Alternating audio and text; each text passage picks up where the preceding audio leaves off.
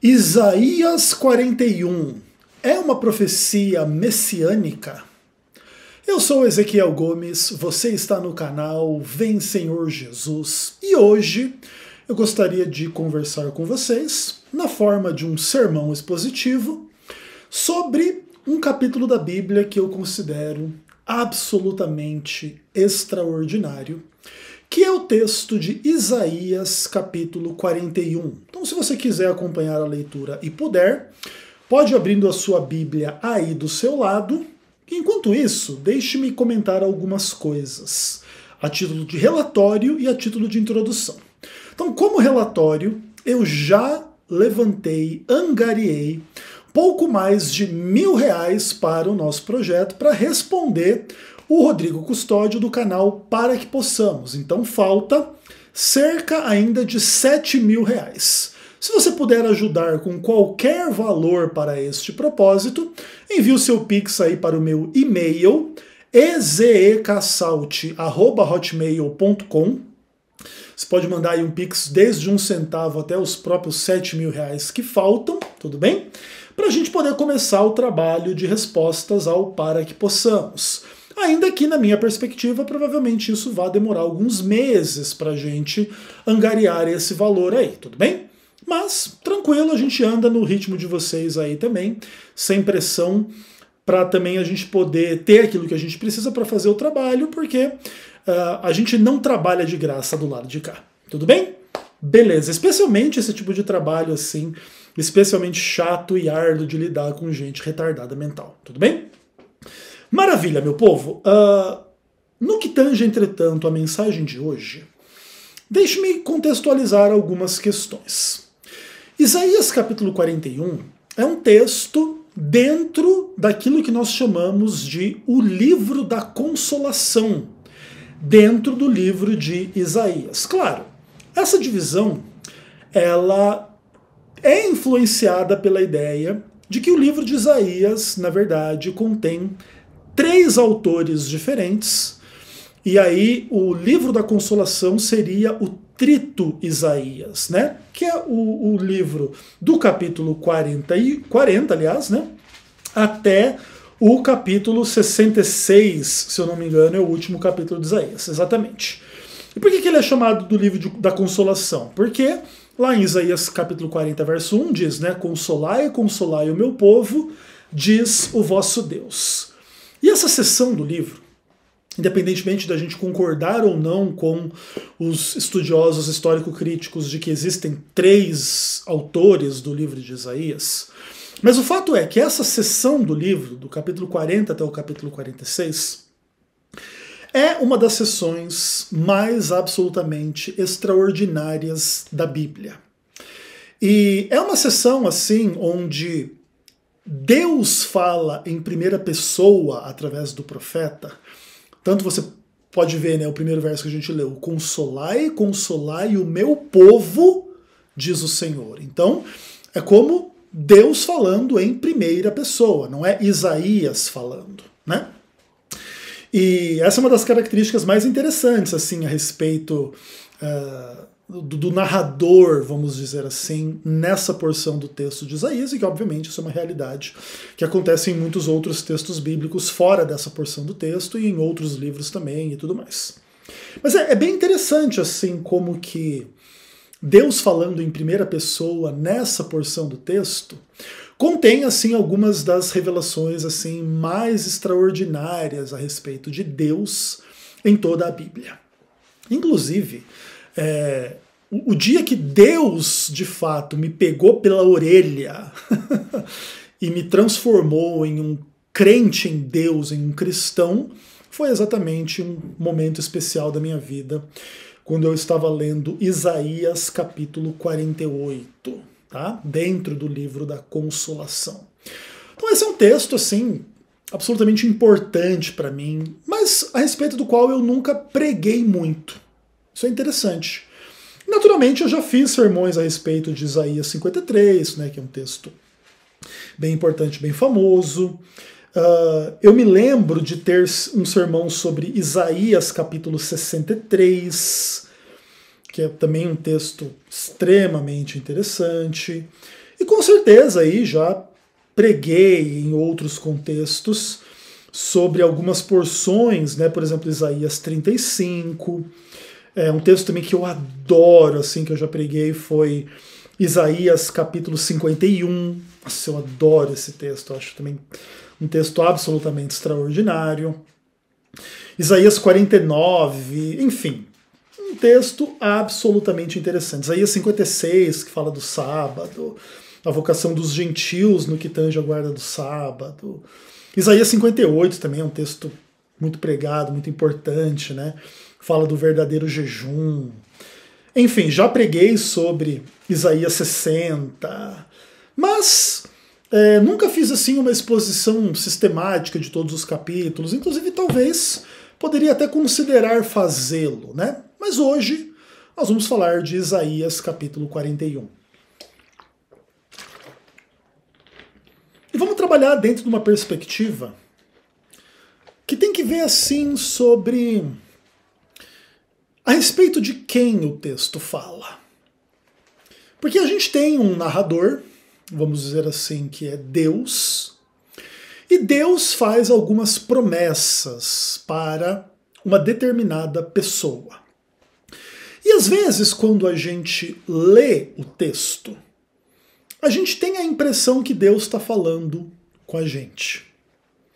Então nós seríamos a pessoa a respeito da qual Deus está falando e com quem Deus está falando. Então, sei lá, vamos dizer assim: tu és meu servo. Com quem Deus está falando? Deus está falando comigo, Ezequiel Gomes? Eu sou o servo de Deus? E essa é uma leitura, assim, muito cativante nesse aspecto, porque ela coloca o leitor no centro dessa experiência. Então abre a Bíblia e você ouve assim: tu és o meu servo, eu te escolhi, eu não te rejeitei, eu vou fazer isso, isso, isso através da sua vida e com você e tal, e tal, e tal, e tal, e tal, e tal, e tal. E a tendência da maioria das pessoas é entender que Deus está falando consigo mesmo, né? Com o próprio leitor. Então Deus me escolheu, eu sou o servo de Deus, Deus vai fazer isso, isso e aquilo através da minha vida. E tudo bem, eu acho que essa é a leitura que a maioria das pessoas faz. Mas eu gostaria de propor hoje que talvez esse texto seja uma profecia messiânica e não fale a respeito do leitor do texto, mas fale a respeito da relação, inclusive, entre Deus, o Pai, vamos dizer assim, e o Filho Jesus Cristo. E assim, então, com a Bíblia aberta em Isaías capítulo 51, nós vamos orar para que Deus fale ao nosso coração.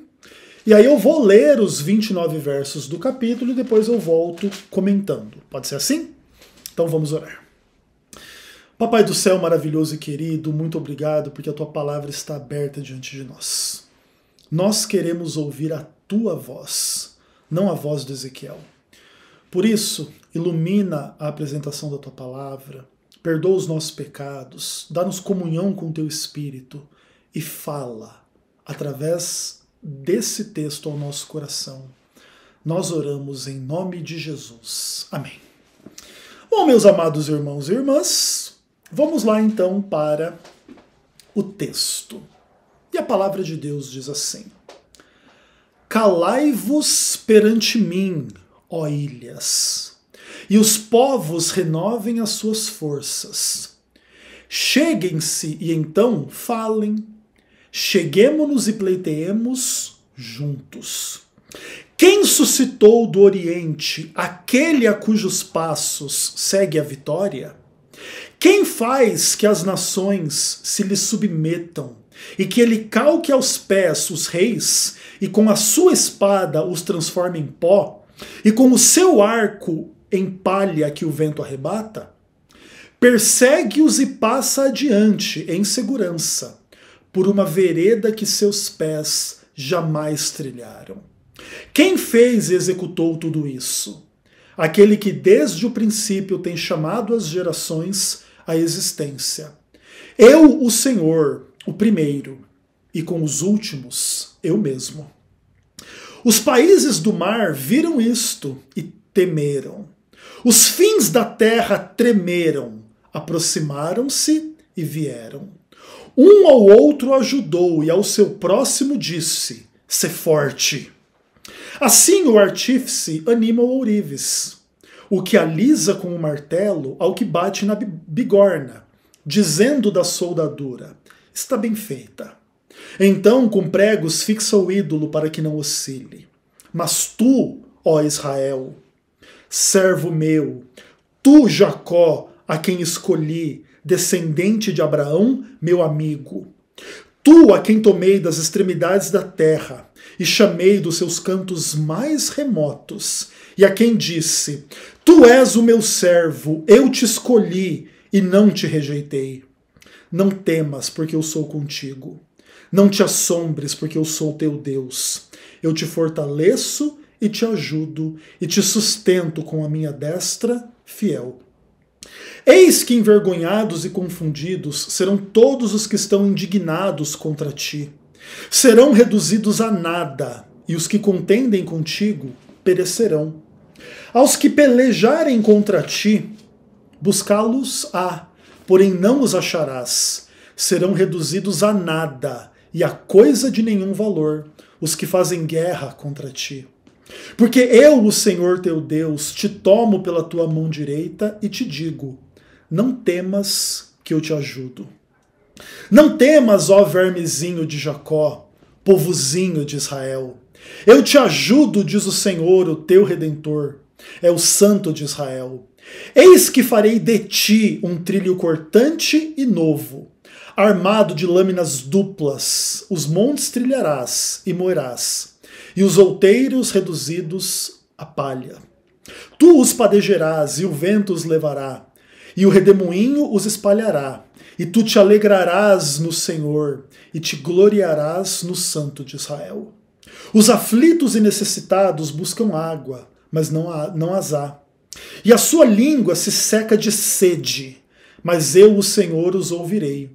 Eu, o Deus de Israel, não os desampararei. Abrirei rios nos altos desnudos e fontes no meio dos vales. Tornarei o deserto em açude de água e terra seca em manancial. Plantarei no deserto o cedro, a acácia, a murta, a oliveira, conjuntamente. Porém no ermo o cipreste, o olmeiro e o bucho. Para que todos vejam e saibam, considerem juntamente, entendam que a mão do Senhor fez isso, o Santo de Israel o criou. Apresentai a vossa demanda, diz o Senhor. Alegai as vossas razões, diz o rei de Jacó. Trazei e anunciai-nos as coisas que hão de acontecer. Relatai-nos as profecias anteriores, para que atentemos para elas e saibamos que se cumpriram. Ou fazei-nos ouvir as coisas futuras. Anunciai-nos as coisas que ainda hão de vir, para que saibamos que sois deuses. Fazei bem ou fazer mal, para que nos assombremos, e juntamente o veremos. Eis que sois menos do que nada, e menos do que nada é o que fazeis. Abominação é o que vos escolhe. Do norte suscito a um, e ele vem, e um desde o nascimento do sol, e ele invocará o meu nome. Pisará magistrados como lodo, e como oleiro pisa o barro. Quem anunciou isto desde o princípio, a fim de que possamos saber antecipadamente para que digamos: é isso mesmo? Mas não há quem anuncie, nem tampouco quem manifeste, nem ainda quem ouça as vossas palavras. Eu sou o que primeiro disse a Sião: eis, ei-lo aí, e a Jerusalém dou um mensageiro de boas novas. Quando eu olho, não há ninguém, nem mesmo entre eles há conselheiro, a quem eu pergunte e que me responda. Eis que todos são nada. As obras das suas mãos são coisa nenhuma. As suas imagens de fundição são vento e vácuo. Ai, que delícia é poder ler um texto como esse e parar para pensar a seu respeito. E aí volta um pouco a questão. Com quem que Deus está falando? Além dessa questão, Esse texto ele contém assim algumas discussões muito interessantes a respeito daquilo que a gente discute em teologia, como a relação entre monergismo e sinergismo. E existem boas questões em ambos os lados dentro desse texto. Primeiro de tudo, o texto começa dizendo da parte de Deus em relação a povos que moravam em ilhas e terras do mar, para que eles calem a boca. É assim que o texto começa. Calai-vos perante mim, ó ilhas, e os povos renovem a sua força. E então falem, cheguemo-nos e pleiteemos juntos. Então qual que é a ideia? É que às vezes o ser humano fala demais, e fala do que não entende, fala do que não conhece, na sua relação com Deus e com a realidade da vida. E Deus manda o povo calar a boca e renovar as suas forças para que possa falar. Ou seja, Deus convida as pessoas referidas aqui nesse texto a falar menos e a se fortalecer mais. E de alguma maneira, depois que estiverem mais fortalecidos nesse aspecto, realmente então virem conversar. E aí os povos e Deus vão chegar e vão pleitear juntos. Aqui existe uma profunda imagem de sinergismo, né? Inclusive um sinergismo divinamente orientado, onde Deus indica o que as pessoas devem fazer até que elas estejam prontas a vir e interagir com Ele, a conversar com Ele, a falar. E Deus vai falar também. E o que Deus diz? Deus faz uma pergunta. Ok, seres humanos, vocês pensam muitas coisas, vocês falam muitas coisas, mas vocês são fracos. Mas ok, se fortaleçam e venham conversar comigo. Vocês sabem quem foi que suscitou do Oriente aquele a cujos passos segue a vitória? Quem fez aquele que vai vencer? Quem fez aquele que a vitória tem prazer em se submeter a ele? E isso, inclusive, evoca uma discussão muito complicada, assim, no cerne da experiência humana, que tem que ver, assim, com quem se deu bem na vida. Quem venceu na vida? É quem tem mais dinheiro? É quem tem mais beleza? É quem tem mais mulher? Estou falando aqui da perspectiva masculina, obviamente. É quem tem mais fama? É quem tem mais autoridade? É quem tem mais poder? O que é vencer na vida? Entende?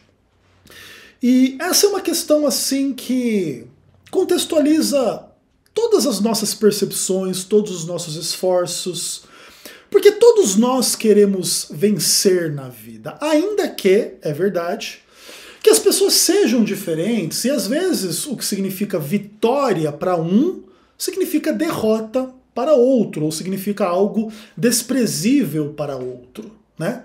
Por exemplo, imagine uma pessoa assim que acha que o objetivo de vida é ganhar dinheiro, à custa de toda e qualquer outra coisa. E a pessoa vai lá e ela atinge uma fortuna de bilhões de dólares na sua conta, mas ela não tem uma esposa, ela não tem filhos, ela não tem um monte de coisa que outras pessoas têm. Essa pessoa venceu na vida, sim ou não? Da perspectiva dela, ela pode dizer que sim, olha o que eu construí, tenho bilhões de dólares na minha conta. Beleza. Não vou dizer que essa é uma experiência ruim. Mas outras pessoas podem olhar para isso e dizer assim, cara, eu não tenho bilhões de dólares na minha conta. Mas sei lá, eu tenho um relacionamento super significativo com a minha esposa e com os meus filhos. E eu e a minha esposa, a gente batalha, a gente conquista as coisas, a gente cuida dos nossos filhos. Mesmo que existam dificuldades, limites e problemas na área financeira. Mas para esse casal, para esse homem desse casal, isso é vencer na vida, isso é vitória na vida. E de repente, se você apresentar a vitória de um para o outro, ambos vão desprezar a si mesmos, assim, tipo, o rico vai olhar para esse cara que simplesmente tem uma mulher e filhos e está batalhando para sobreviver, como uma pessoa não vitoriosa na vida. E esse cara que tem uma família legal e olha para esse rico bilionário sem família, diz, que coisa idiota. Mas nesse contexto, Deus faz essa pergunta: quem suscitou aquele que é verdadeiramente vitorioso? O homem vitorioso. Quem é que faz com que todos os povos, todas as nações se submetam a esse homem vitorioso? Para que ele pise nos reis. Para que ele transforme os reis com a sua espada em pó, com o seu arco em palha que o vento arrebata. Aqui, Deus apresenta uma pessoa vitoriosa acima dos reis. Provavelmente os reis eram as pessoas assim que encarnavam mais amplamente o ideal de vitória na vida. Porque os reis, eles tinham poder político, econômico, social, tinham acesso às mulheres, aquela coisa toda. Então o rei é o topo da cadeia alimentar, é o topo da pirâmide, é o topo daquilo que se possa alcançar em termos de vitória no mundo, entende? É você ser um rei. De fato, você ter debaixo de si toda uma estrutura que te serve, ou através da qual você tem aí poder militar, econômico, civil e etc e tal, e você tem mais ou menos tudo que você quiser. Mas essa pessoa que é vitoriosa, a quem Deus suscitou no Oriente, ele vem do Oriente, é um cara que está acima dos reis. E não é assim meramente acima, como quem está um pouquinho acima. Não. É um cara que pisa nos reis. É um cara que os transforma em pó, com a sua espada e com o seu arco. A imagem é muito interessante. E no verso 3, existe uma coisa assim super curiosa, que se diz que esse homem vitorioso, ele persegue os reis, ele passa adiante dos reis em segurança por uma vereda que os seus pés jamais trilharam. E aqui eu queria falar um pouco a respeito de Jesus Cristo. Naturalmente, o que eu vou falar aqui vai muito além assim do que talvez alguns leitores pudessem entender desse texto, naturalmente, especialmente os leitores que viveram antes de Cristo, vamos dizer assim. Então o fato é que existe uma figura que viria do Oriente, que seria vitoriosa, que estaria acima de todas as demais pessoas na face da Terra.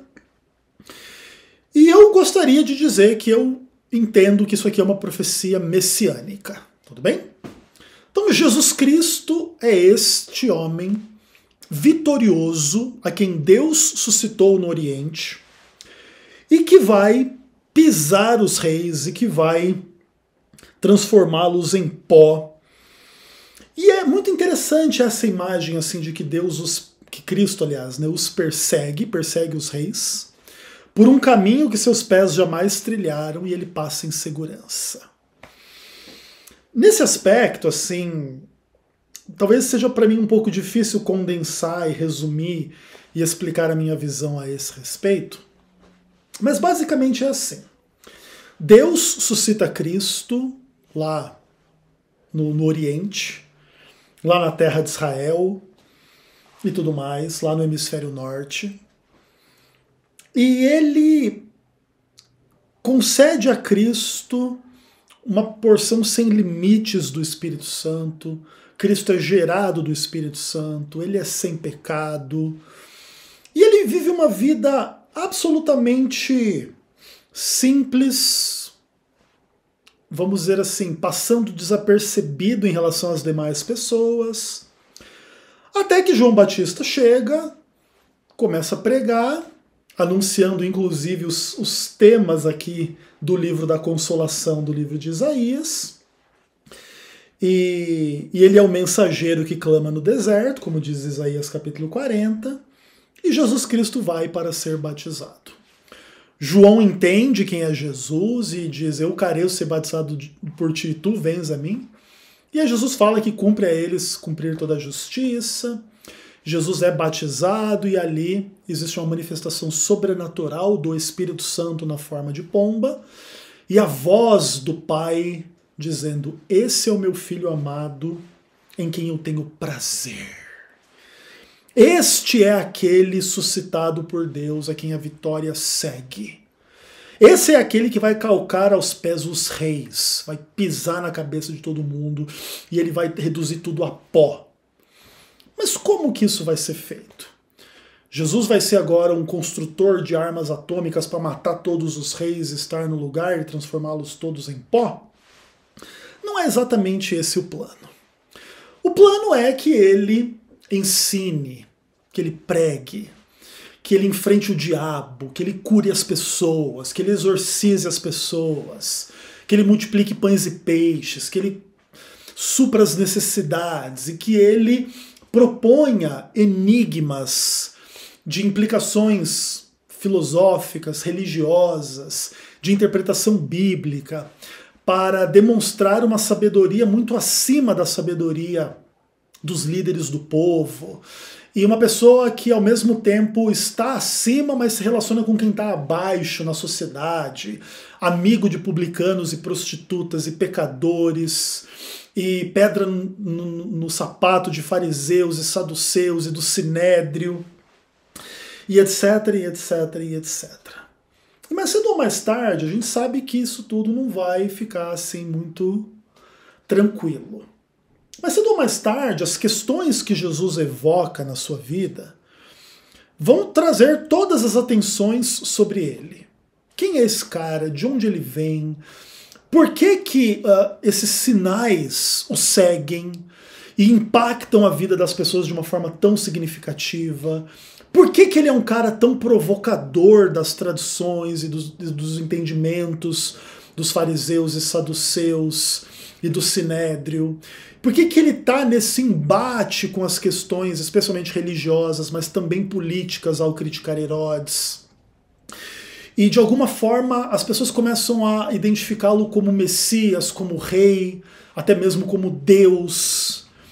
E Jesus trata Deus como seu papai, papaizinho, paizinho, assim, de uma forma muito, entre aspas, infantil, que no final das contas quer dizer extremamente íntima e tal. E as implicações de tudo aquilo que Jesus faz começam a se tornar muito pesadas para a religião e para a política, e a religião e a política se unem para dar fim ao problema. E aquele cujos passos a vitória segue, vai sofrer um tombinho. E ele vai ser preso, e ele vai ser torturado, e ele vai ser morto. E 3 dias depois ele vai ressuscitar, e ele vai ser glorificado, e ele vai enviar o Espírito Santo de uma forma especial sobre aqueles que creram e que o seguiram. E essas pessoas vão para o mundo inteiro pregar a palavra dele. Eu acho que nesse contexto, mais ou menos, se cumpre um pouco dessa profecia. Imagina os discípulos indo para regiões que nunca tinham ouvido falar de Jesus, e através deles Jesus confirma a sua palavra com os seus milagres, transforma a vida das pessoas e dá salvação. Ele está fazendo o quê, no final das contas? Ele está perseguindo os poderosos, fazendo bem aos servos dos poderosos, ao povo, por uma trilha que os seus pés nunca pisaram. E ele vai em segurança, porque ele já morreu, ele já ressuscitou, tá tranquilo. Pelo menos é assim que eu entendo o texto. Mas vamos continuar. E aí, diante disso, ele diz: quem fez tudo isso? Diz o verso 4. E aí Deus se apresenta. Quem fez tudo isso aqui foi aquele que desde o princípio tem chamado as gerações à existência. Eu tive uma experiência em um ponto da minha vida em que eu precisei, assim, pesquisar a respeito de métodos, assim, para terapia de depressão. Isso não era uma coisa, assim, que eu tinha necessidade de estudar quanto a mim mesmo. Eu já passei alguns períodos depressivos, assim, mas não como depressão mesmo. Eu não sei, assim, o que vocês entendem ou não a respeito de depressão, mas a depressão é assim. Todos nós passamos momentos deprimidos, vamos dizer assim, mas isso não é sinônimo da doença depressão, tudo bem? A não ser que isso se torne constante, profundo e por um tempo prolongado. Aí, de fato, você está experimentando uma depressão.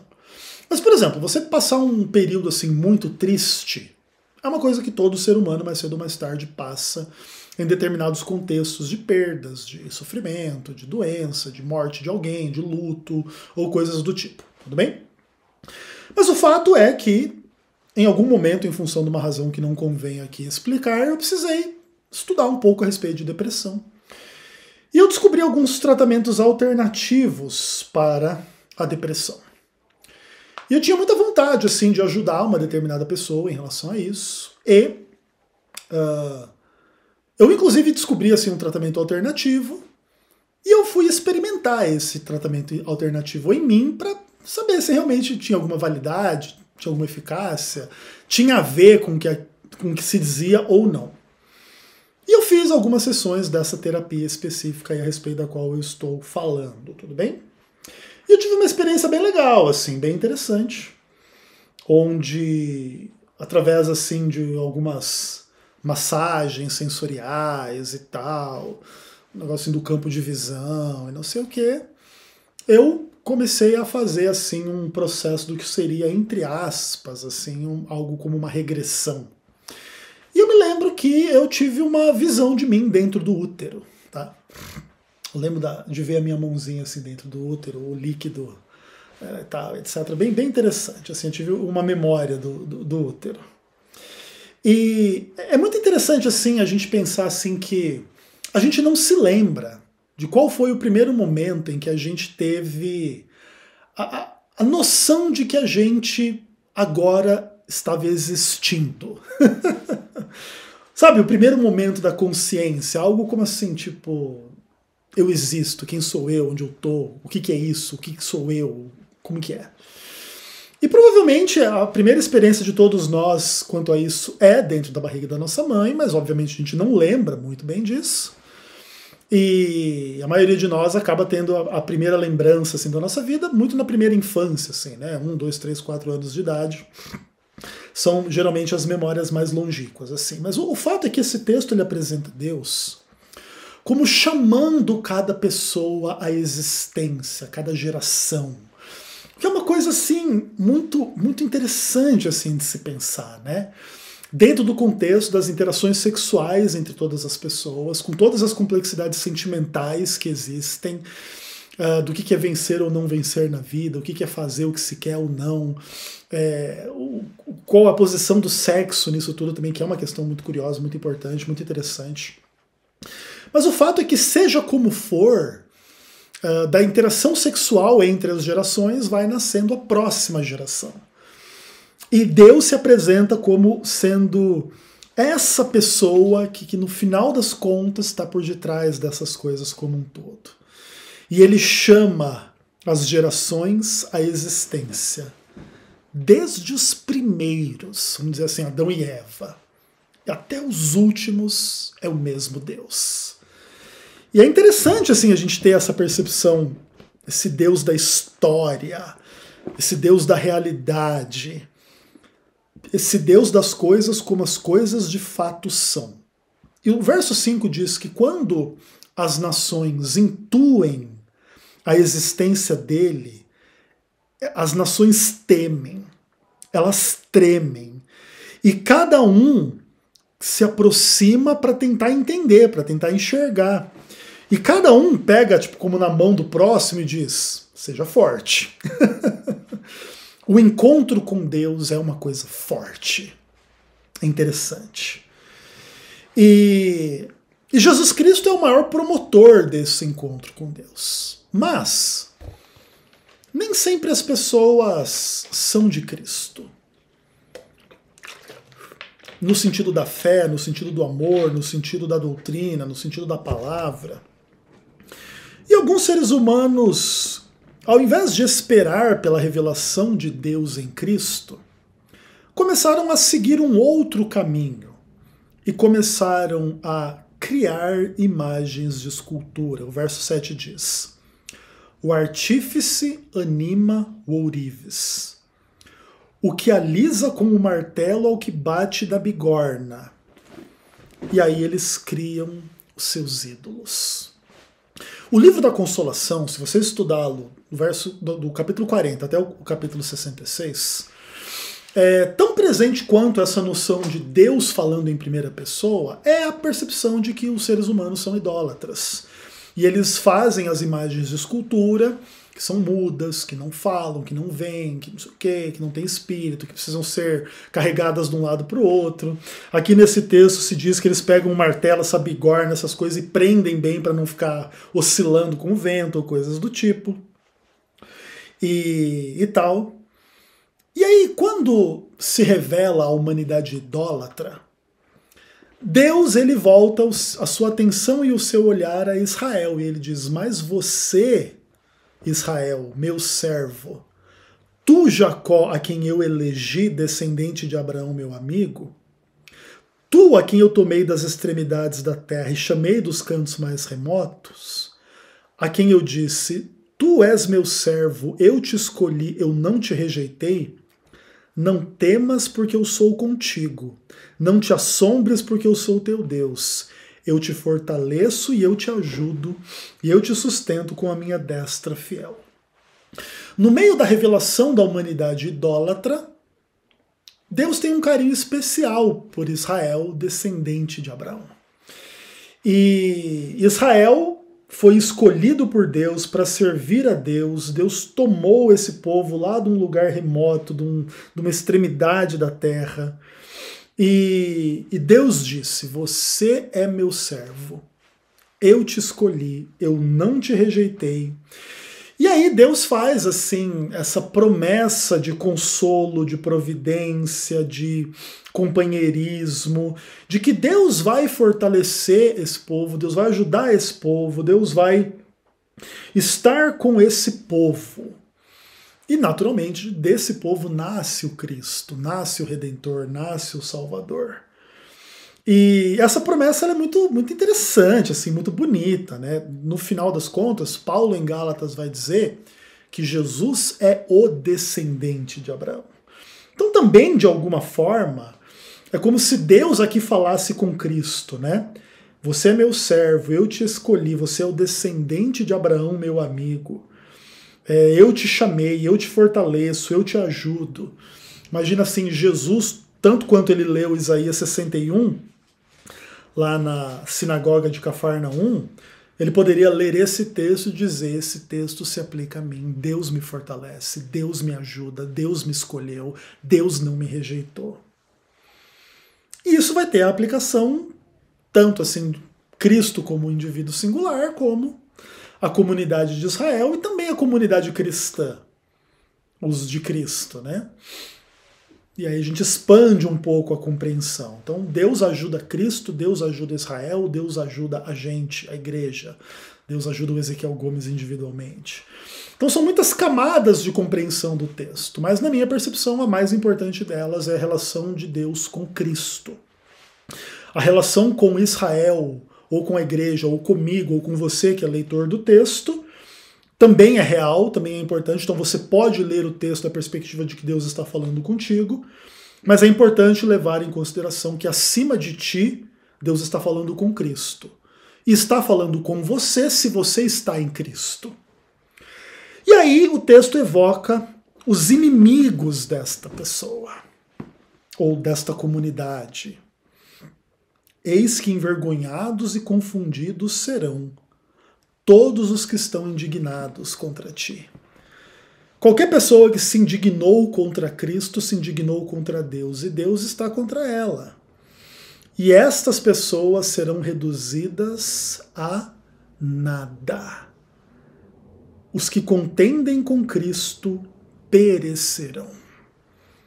Isso é muito interessante, assim, né? Inclusive nesse aspecto aqui, o perecer, ele é um sinônimo paralelo do ser reduzido a nada. Que inclusive, né, é o oposto das fantasias desse pessoal que crê em imortalidade da alma e castigo eterno, no sentido de uma alma imortal e eterna. Aí ela não é reduzida a nada, ela existe como alma eterna e imortal, sendo torturada eternamente, quando no final das contas o que o texto promete aos inimigos de Cristo é ser reduzidos a nada. Tudo bem? Mas obviamente que a maioria dos cristãos não faz uma leitura minimamente atenta da Bíblia. E simplesmente adora fantasias assim, imortalistas, espiritualistas e blá blá blá. Aos que pelejam contra Cristo, Cristo um dia vai buscá-los. Eles não serão achados. Serão reduzidos a nada e a coisa de nenhum valor os que fizeram guerra contra Cristo, no verso 12. Porque eu, o Senhor teu Deus, te tomo pela tua mão direita e te digo, não temas que eu te ajudo. E aqui nesse aspecto assim, é bem interessante a gente pensar em Jesus lendo esse texto antes da cruz, né? E muito interessante assim essa percepção de que Deus, o Pai, o tomava pela mão e ajudava ele. E aí no verso 14 diz, não temas, ó vermezinho de Jacó, povozinho de Israel, eu te ajudo, diz o Senhor, o teu Redentor é o Santo de Israel. Interessante que um dos salmos aplicados a Cristo na cruz, onde se dá vinagre para ele beber, ou que ele clama, né, ó Deus meu, por que me desamparaste? Jesus faz algumas referências a alguns salmos no contexto da cruz.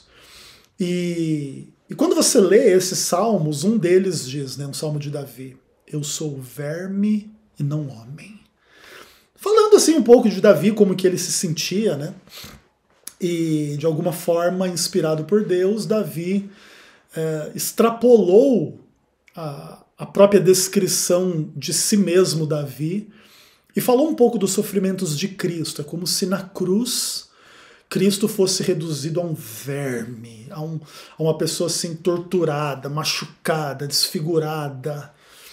E mesmo assim ele é considerado como o Redentor, o Santo de Israel. Nesse aspecto, assim, eu não posso deixar de lembrar do texto de Lucas capítulo 1, se eu não me engano é o verso 35. Deixa eu dar uma olhada lá. Onde, quando se fala assim do nascimento de Jesus, se fala dele assim como um ente santo, né? Que diz assim, ó, disse Maria ao anjo, como será isso se não tive relação com homem algum?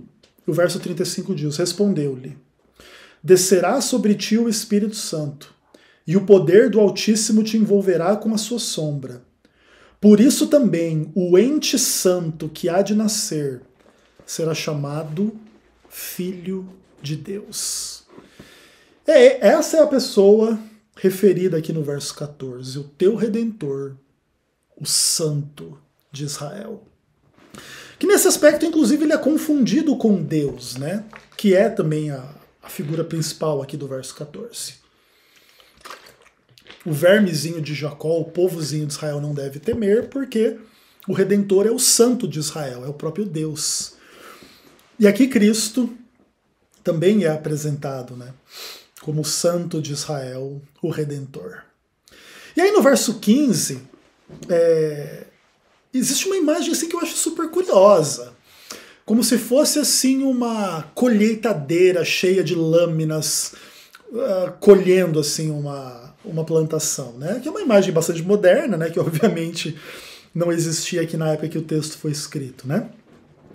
Eis que farei de ti um trilho cortante e novo, armado de lâminas duplas, e os montes trilharás e os moerás, e os outeiros reduzirás a palha, como se a imagem fosse de uma grande máquina cheia de lâmina, cortando tudo assim, e transformando tudo em pó e poeira e palha. Que é uma imagem interessante, assim, aí o vento leva tudo isso, o redemoinho espalha tudo isso. E o personagem central do texto, que na minha visão é Cristo, ele se alegra no Senhor, ele se gloria no Santo de Israel. É como se Cristo viesse ao mundo e a sua obra fosse essa colheitadeira assim, gigantesca, reduzindo tudo, colhendo tudo, de alguma maneira recolhendo o trigo, né, no celeiro e o joio fora, e ele se alegra no Senhor, e ele se gloria no Senhor.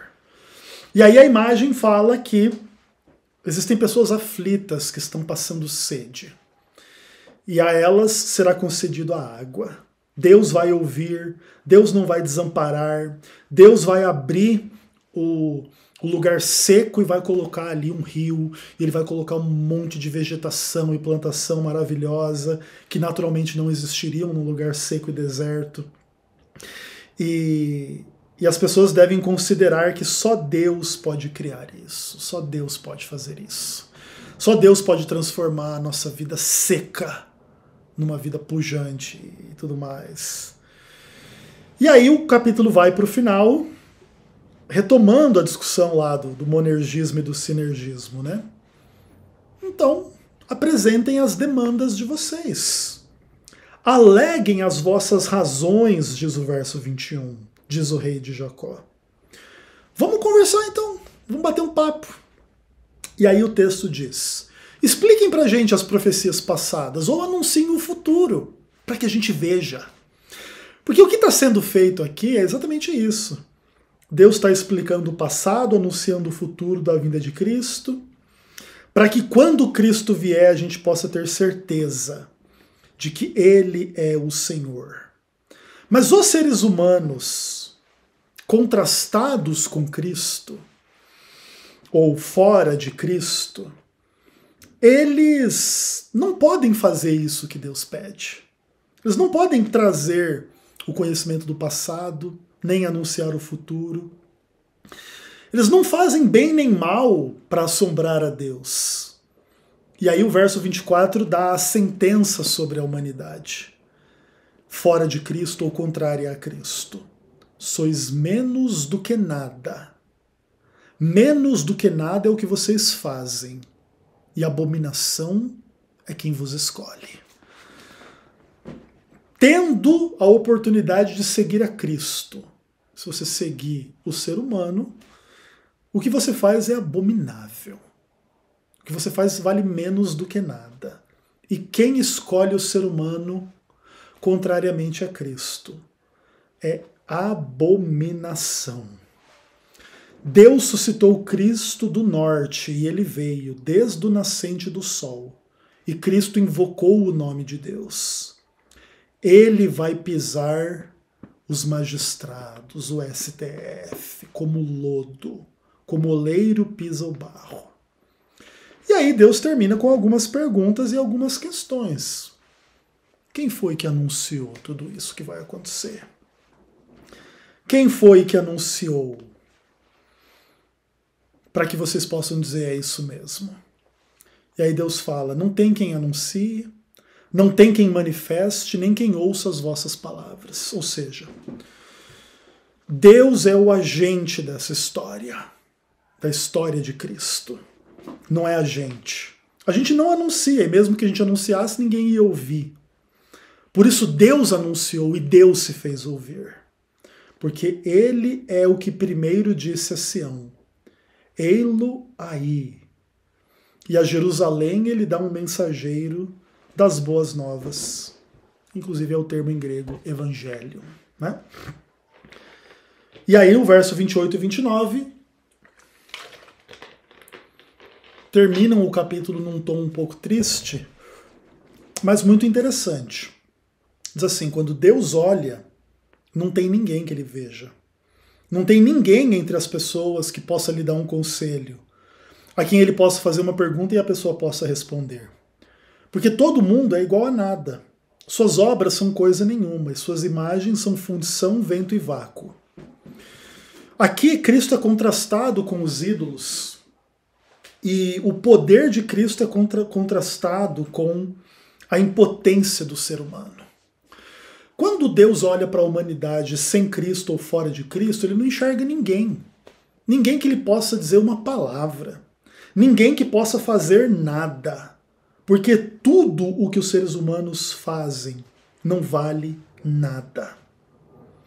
O verso 29 é muito interessante. Eis que todos são nada. As suas obras são coisa nenhuma. Seus ídolos são imagens de fundição, vento e vácuo. E aqui o contraste com Cristo não poderia ser maior. Cristo não é o ídolo, Cristo é a imagem do Deus invisível. As obras de Cristo não são coisa nenhuma, são aquelas que criaram a própria realidade, sustentam a própria realidade, redimem a própria realidade e conduz a realidade à glória.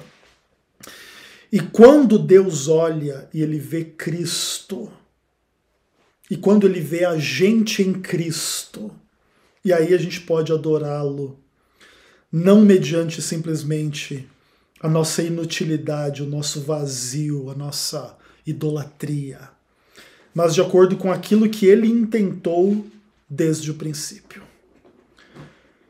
Diante disso, considero o texto uma profecia messiânica. Você concorda? Discorda? Deixe-me saber nos comentários. Um abraço.